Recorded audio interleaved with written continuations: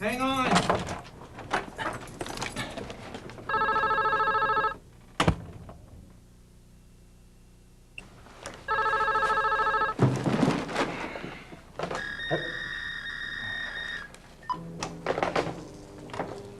Hello, Johnny. This is Diane. I figured if I called early enough, I'd catch you in, but I guess you artist types occasionally put in a full day too, huh? You should receive a package from me today, and I'll be faxing you some more information on the Groundwater Protection Project later this evening. John, I can't begin to tell you how thankful we are that you're going to help us with this brochure, but you should know that you have your work cut out for you. People have been deluged. Get it, Johnny? Groundwater, deluged. Anyway, it must seem like they hear of one environmental threat or disaster after another, and I imagine they can get pretty skeptical. And I know you're a little wary of some of these things too, but if we can get the word out about the importance of protecting groundwater, we can prevent a problem that would affect just about all of us. Now, I know groundwater isn't exactly a warm and fuzzy product for you to work with, and I'm afraid that with most people it's something that's out of sight and out of mind. But protecting our groundwater is something everyone can do and needs to do. Otherwise, well, the consequences are pretty scary, John. Anyway, please look over the information I sent and call me with any questions you have. We're counting on you to help us get the message across, John. Thanks.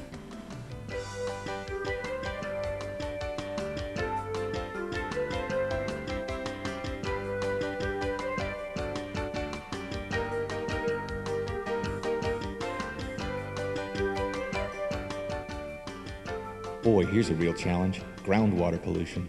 It's fascinating, it's dynamic, it's another catastrophe like the ozone hole and the vanishing rainforests.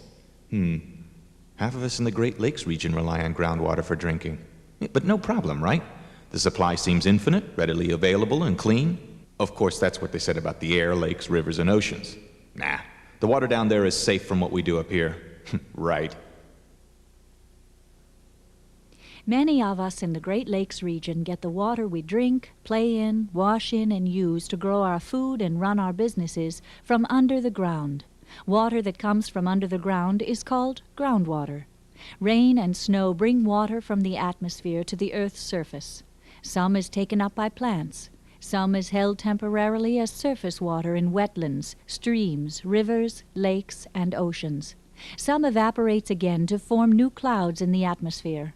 The rest of the water seeps down into the ground to fill the cracks and crevices in the sand, gravel, and rock of the earth.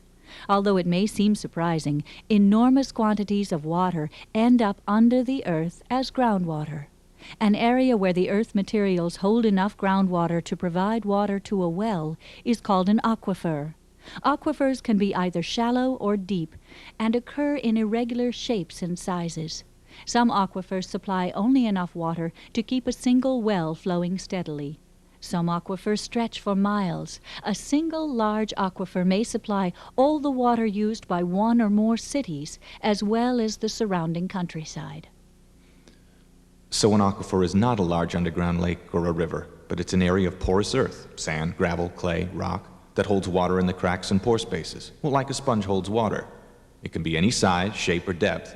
One house could have its well tapped into one aquifer while people down the road are in another. Or my well could be in the same aquifer that people all the way across town are in. Groundwater, like surface water, is always moving, eventually traveling to a point where it discharges back to the surface of the earth through a spring or well. Or it seeps up to increase the water level in a wetland, lake, or stream. Surface water, in turn, often travels down to recharge the groundwater. Although groundwater is always moving, often it travels only inches per day or even inches per year.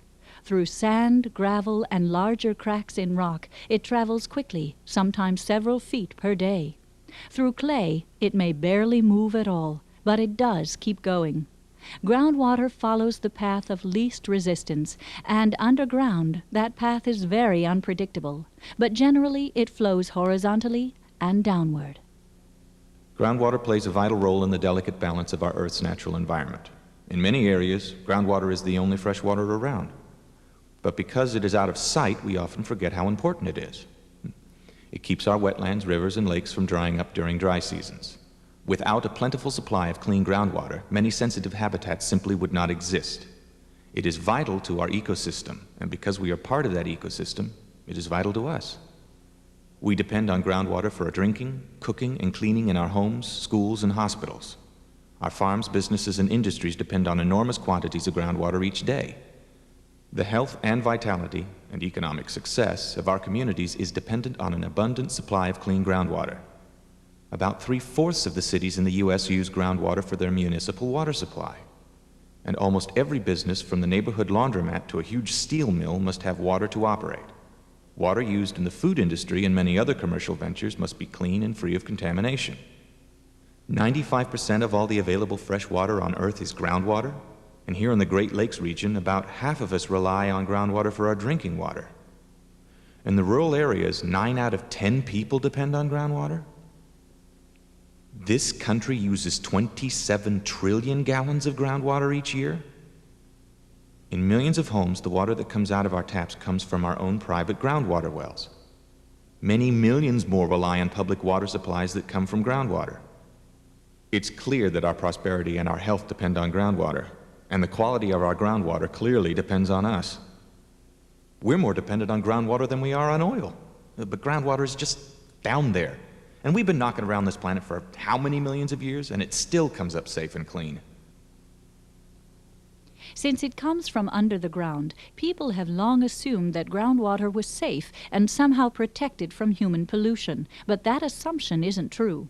The soil and rock between the land's surface and the groundwater below do help filter out some contaminants, but they don't filter out everything. Sometimes they don't filter out any pollutants at all. For instance, sand and gravel soils tend to let water and contaminants pass quickly through. Clay, on the other hand, tends to restrict the flow. But water and contaminants can eventually find their way around or through clay layers too. To estimate how vulnerable a specific aquifer is, we need a lot of information. We need to estimate how much precipitation falls on that area, where and how deep the water is stored under the ground, where it is going, and what types of soil and rocks sit above it. Shallow aquifers, the ones closest to the Earth's surface, are generally the most vulnerable to contamination. However, a deep aquifer is not necessarily a safe one. That's because certain soil types will allow contaminants to travel quickly through to ruin even a deep aquifer, or pollution from a shallow aquifer may leak into a deeper one. The bottom line is that groundwater everywhere is directly linked to what happens up where we live, and the way to protect our groundwater is to prevent pollution before it occurs. If you take a look around you, the need for preventing pollution is obvious. People generate, transport, spread, leak, dump, burn, and spill toxic materials on the surface of the earth every hour of every day. Many of these materials end up on or in the ground, sometimes by accident, sometimes deliberately. Every year, many businesses and other agencies legally dispose of tons of toxic materials into surface or groundwater.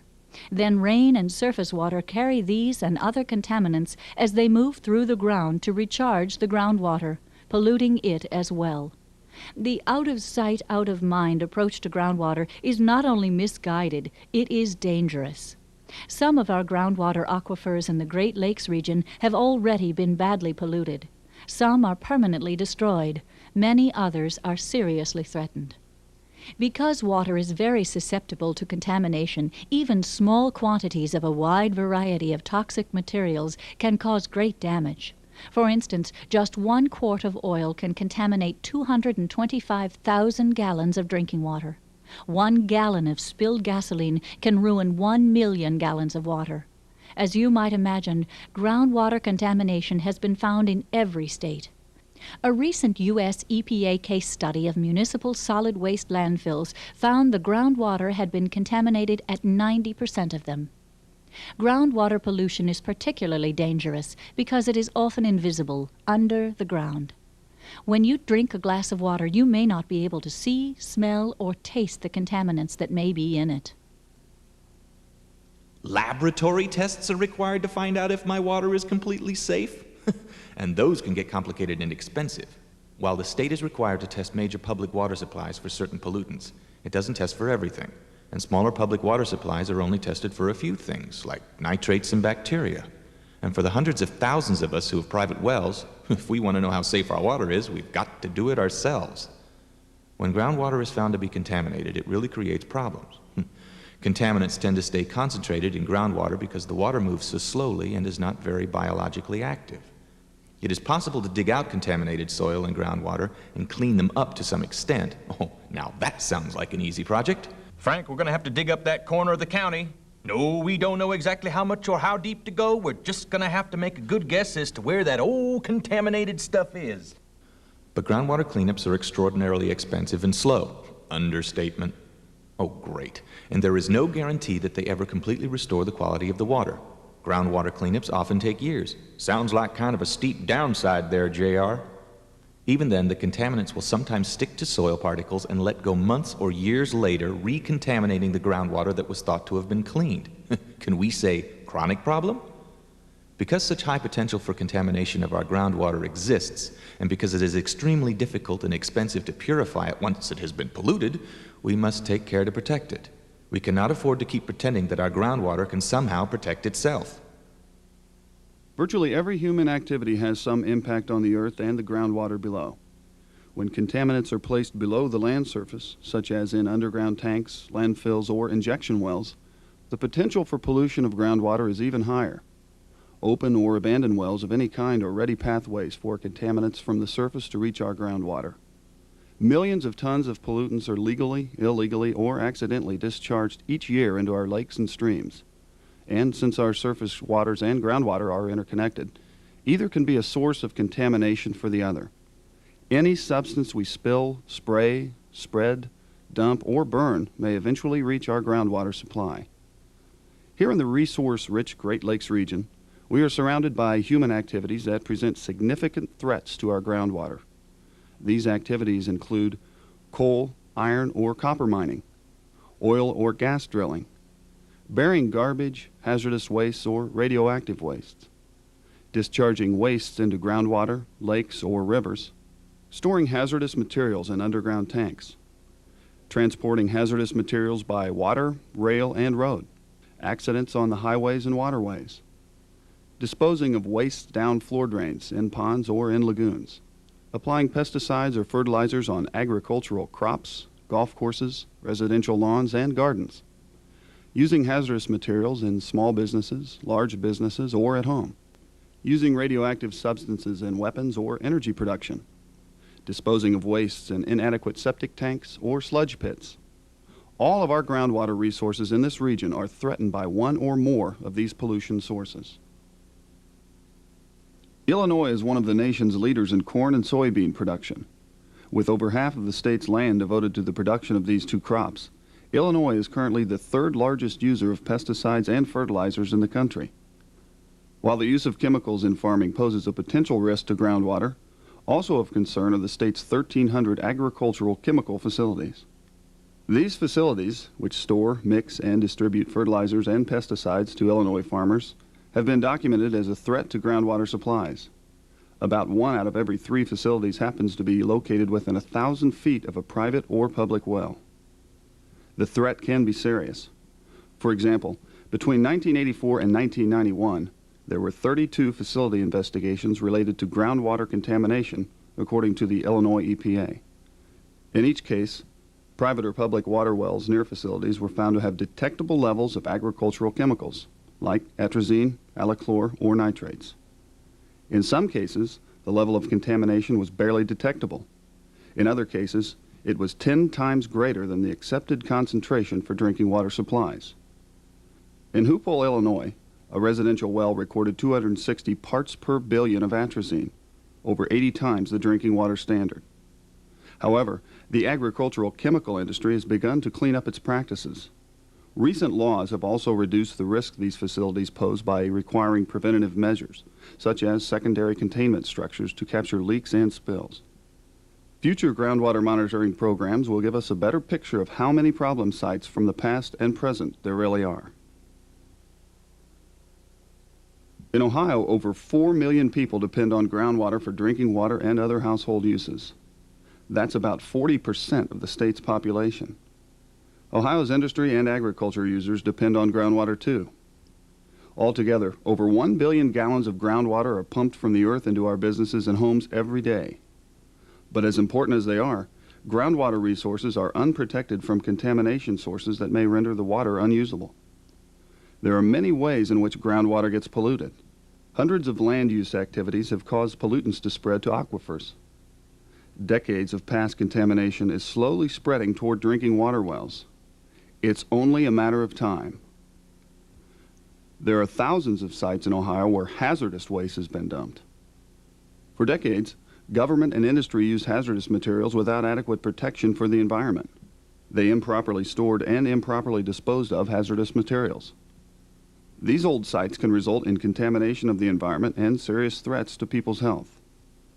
The federal government knows of at least 35,000 sites across the nation where hazardous materials are suspected of being released. As the U.S. EPA keeps adding to the list, some expect it to grow to 425,000 sites. Out of the 35,000 sites nationwide, Ohio is home to 1,400 of them. At least 35 of these sites have so badly polluted the planet that they are on the Superfund list. Superfund sites have caused extensive environmental damage and threaten the lives of many people. And all but 3 of Ohio's 35 Superfund sites have caused groundwater contamination. One of the most serious groundwater problems in Michigan comes from the state's huge oil and gas industry. It's estimated that there are between 40,000 and 50,000 operating or abandoned oil or gas wells in Michigan's lower peninsula. And the demand for more drilling permits is skyrocketing. This year alone, the state expects to issue some 2,000 new drilling permits, even though at least one county already averages 4 wells per square mile. Meanwhile, thousands of uncapped and unmarked oil and gas wells lie abandoned and deteriorating throughout the lower peninsula. Whether they're abandoned or in use, oil and gas wells are potential direct sources or easy pathways for petroleum products, brine wastes, and surface pollution to get into groundwater and contaminate it. In fact, over 3,000 contaminated oil and gas sites have been recorded so far in Michigan. About 300 new sites were added to that list in the last year. And to make matters worse, the state has acknowledged that it sometimes declares oil and gas sites cleaned up without ever testing the groundwater. Leaking underground storage tanks are the single biggest polluter of Indiana's groundwater. Leaking USTs are known to have caused 23% of Indiana's 839 contaminated groundwater sites. The threat from gasoline-polluted groundwater is serious. In communities with severe problems, gasoline leaking into wells or basements has been known to cause fires and explosions. 2 spills in northern Indiana illustrate the threat from petroleum products. In 1991, 16.8 million gallons were spilled in Whiting, and up to 53 million gallons were spilled in East Chicago, Indiana. The East Chicago spill was only 11 million gallons less than the amount released into the Persian Gulf during the war with Iraq. As of December 1991, 2,765 sites in Indiana were reported to have at least 1 leaking UST. Over half of these contaminated sites were reported during the period from January 1990 to December 1991. Groundwater contamination was not documented in all of these cases, but there is always a high risk of contamination from a leaking UST. Okay, I'm convinced. Groundwater is an incredibly important resource. We're contaminating our own water with things we do every day. The threat is real, and there is no comprehensive federal program to protect groundwater. And state governments haven't been too successful either. But there are solutions. And even I can see that now is definitely the time for solutions. We can turn the tide before further contamination pollutes our groundwater resources. Since contamination comes from the things we do in our everyday lives, at home, at work, and in our communities, it only makes sense that we can, and should, help eliminate pollution threats. And some citizens are beginning to do just that. They're developing land use plans that protect especially sensitive areas, like wellheads and wetlands. They're preventing inappropriate sightings of landfills and other hazardous operations. They're demanding prompt and thorough cleanups of known contamination sites. And they're reminding local and state decision makers that contamination isn't worth it. Cleanup isn't reliable enough. We need groundwater protection. Perhaps the most promising and logical approaches to preventing groundwater pollution are through land use planning and pollution prevention, By protecting sensitive land areas and at the same time reducing our use of toxics, we can completely eliminate many contamination threats before they ever occur. Average citizens everywhere need to become an active part of these solutions. The past records have shown that we can't leave it to government, industry, or someone else to do the job. Someone else is us. It's our water. We need it to be clean. Citizens in every state have begun to realize this. Many of them are now making a difference for themselves and the future of their families and their communities. They're making a difference by preventing pollution or stopping it before it contaminates their drinking water. Citizens are taking action to help protect our groundwater. The story begins on a hot summer day, just over a year ago, in Niles, Michigan. Niles is a small rural town that lies close to Lake Michigan and the Indiana border. The residents of Niles became aware that day that a company from out of town wanted to establish Michigan's first commercial deep well hazardous waste injection facility there. The local elected officials appeared to favor the plan, even though the people of Niles had not been asked their opinion. Hundreds of Niles citizens rose up and organized themselves to solve this problem together. They were not accustomed to activism, but they felt their health, their drinking water, and their quality of life were at stake. Mary Ann named our group, which was the Citizens Against Pollution, or CAP, the well, and which worked really well. There were people all over calling everybody. I was getting phone calls from people. Bill was getting them. There was just this real network of people just calling and find out what's going on. Who's, you know, is there a citizens group who's in charge of it? And we chose as our #1 goal, we want to stop this now. And that was what we did. We didn't allow other kinds of issues to come in. We didn't allow that to get all diffused and spread out. That was a really important thing.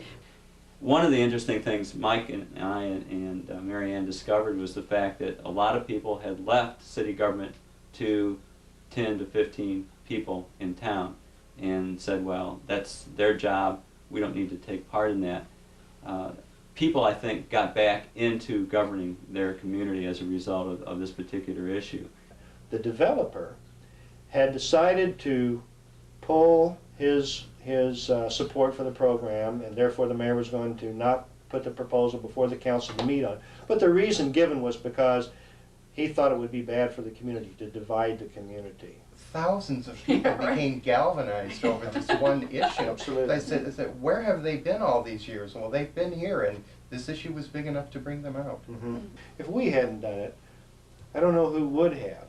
Maybe somebody else would have. But if we had looked, you know, sat here a year later and looked back having lost that fight because we didn't fight, we'd feel bad about that for the rest of our lives. And in fact, we feel very good about it. And I know, I'm pretty confident in saying that everybody who had anything to do with that, even if they only signed a petition, or if they just called their neighbor or their mom across town, whoever, to talk about this, every one of those people, I'm sure, has the same kind of positive feeling that I do about it, that we did do something to positively affect our community. And really, not just for, you know, this year or 10 years, we don't really know how far in the future that this could have affected one way or the other.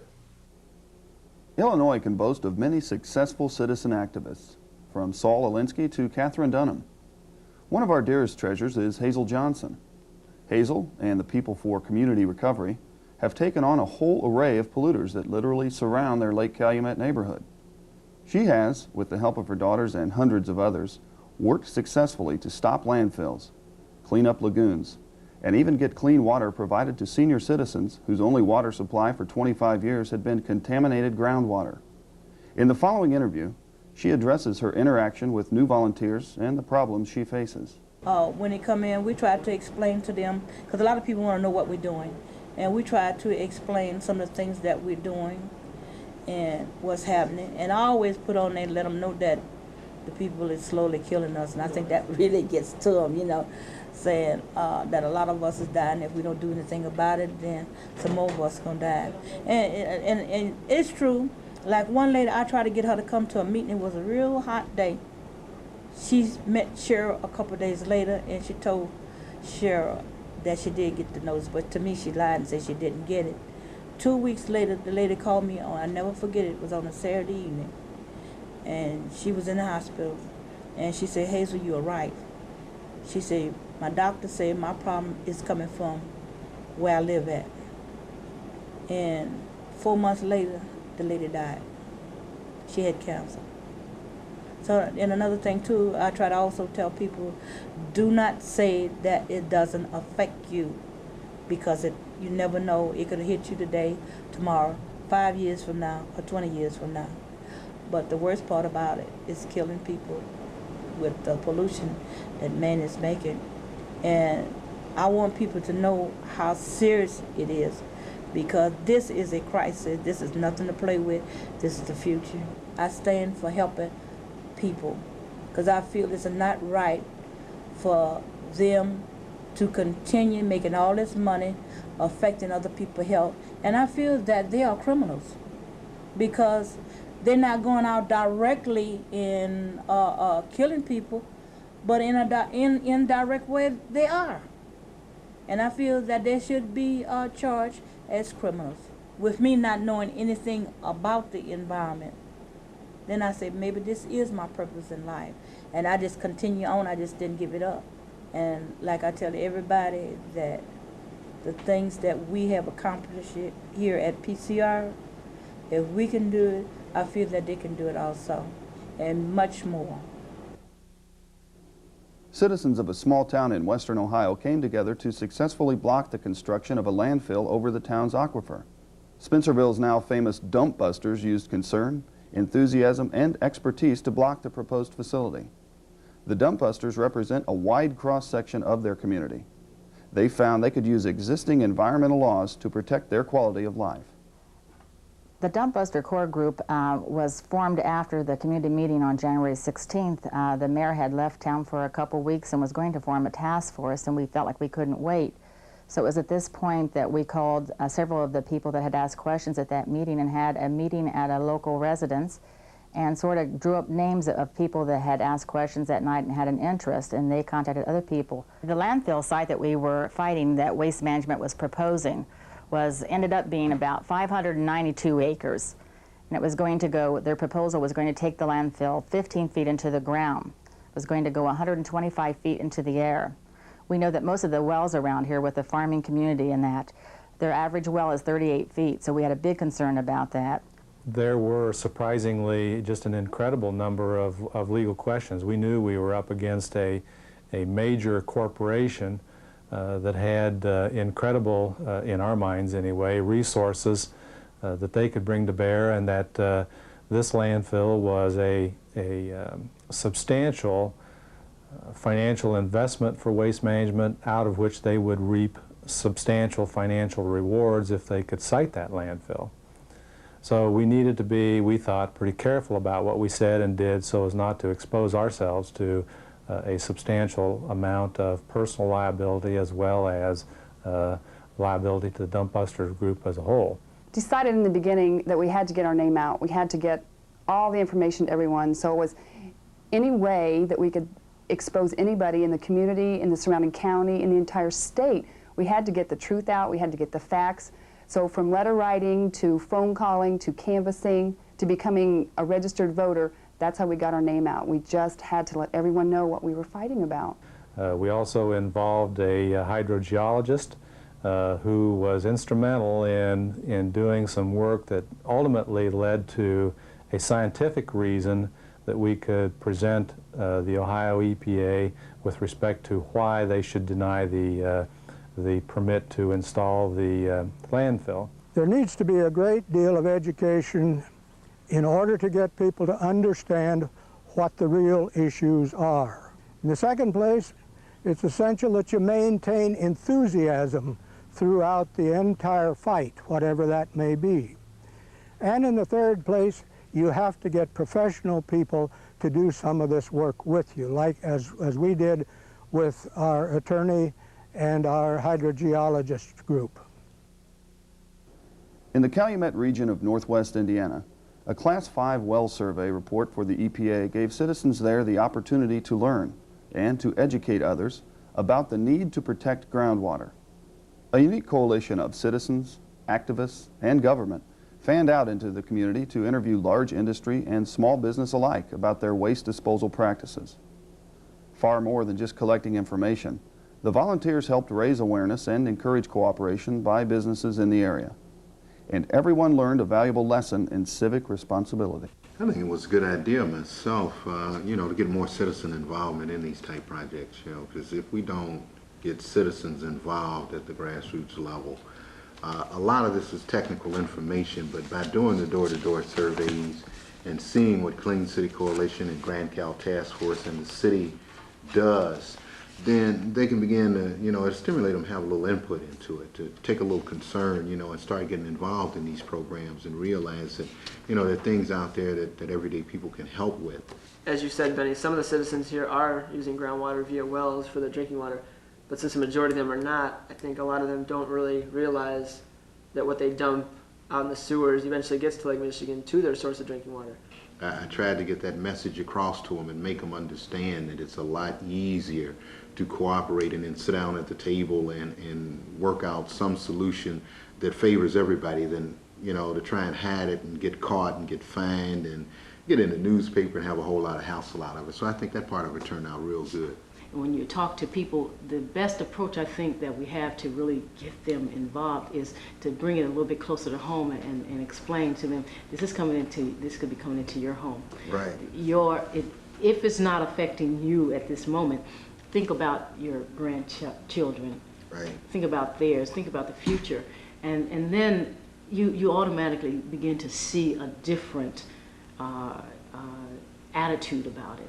Then they think about it and say, well, wait a minute, maybe I might need some more information and find out what an individual can do to correct any problems that they might be generating. We invited all these businesses that we had on the survey. When we completed the entire survey, we invited all the businesses through Gary, Chicago, and Hammond that were surveyed to a seminar entitled Increasing Profits Through Pollution Prevention. And there was representatives from the Indiana Department of Environmental Management, a speaker from EPA, and also a representative from Purdue University's Pollution Prevention Technical Assistance Office. And the businesses were all invited to come and hear information about pollution prevention and how they could work it into their business and also increase profits at the same time. Anytime there's a program that we plan to implement in the community, we go out there into that particular area and we talk to people and they are ready. They're willing, and many times I've asked the question, would you be willing to help out with a particular program? And they would tell me they were waiting for someone to ask. In each of those stories, citizens made the difference. And I can too. Well, everyone can. There are hundreds of things we can do every day, at work, at home, and in the community to help protect our groundwater. For one thing, since any activity that involves a toxic substance can be a contamination culprit, we need to avoid using toxics. We can minimize our use of solvents, cleaners, paint, batteries, pesticides, fertilizers, and other products containing toxic ingredients. If we still must use any of those products, we need to take care to avoid spills. And when we're done, we need to dispose of them properly through community collection programs. We should avoid seemingly harmless actions like throwing salt on the icy sidewalks, pouring toxics down the drain, and spraying pesticides on our lawns. And we shouldn't ever pour oil or gasoline on the ground. Of course, carefully choosing the products we purchase can go a long way toward preventing pollution too. We can select substitutes for toxic products, buy unbleached paper products, and buy recycled and recyclable goods. Reusing and recycling everything possible reduces the amount of wastes that must be landfilled or burned. Buying food that's locally grown and chemical-free will help protect our groundwater quality too. And finally, using mass transit systems and walking, biking, and carpooling will reduce our impact on groundwater by reducing our use of fossil fuels and nuclear energy. We can begin doing any number of these things right now and encourage our friends, co-workers, and children to do them too.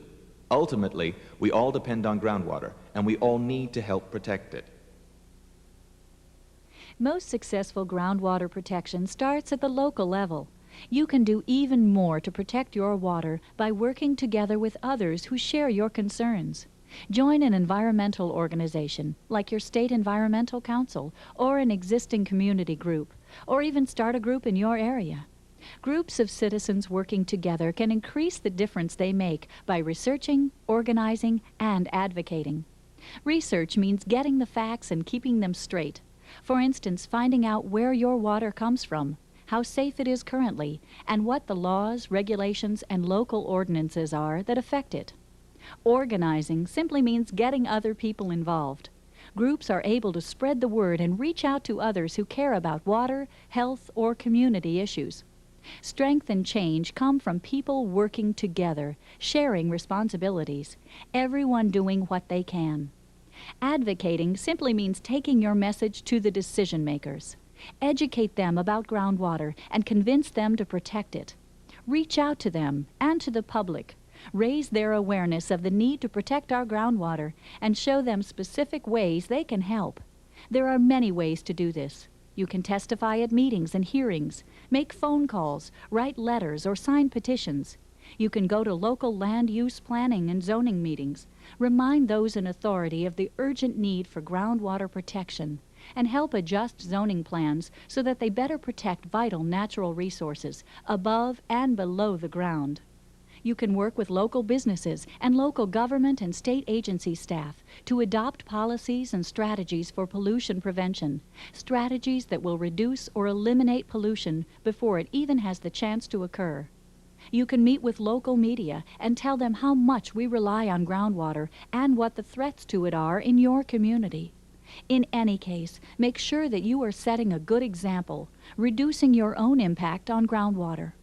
Local citizens make differences at all levels. Local activism spreads. It shapes policies. All of us can then work together to get good statewide laws and practices in place. We will all benefit from careful land use, pollution prevention, conservation of resources, and quick and thorough cleanups. Protecting our groundwater is possible, and it makes sense. We depend on clean water every day of our lives. Our children depend on it, and their children will need clean water supplies too. We need to protect it. Governments can't always get the job done. You and I can change things for the better. We can't leave it up to someone else. It's not hard to get started. Go to the library, call your local environmental group, visit a zoning meeting. Everyone needs to help. Everyone. Pick up the phone.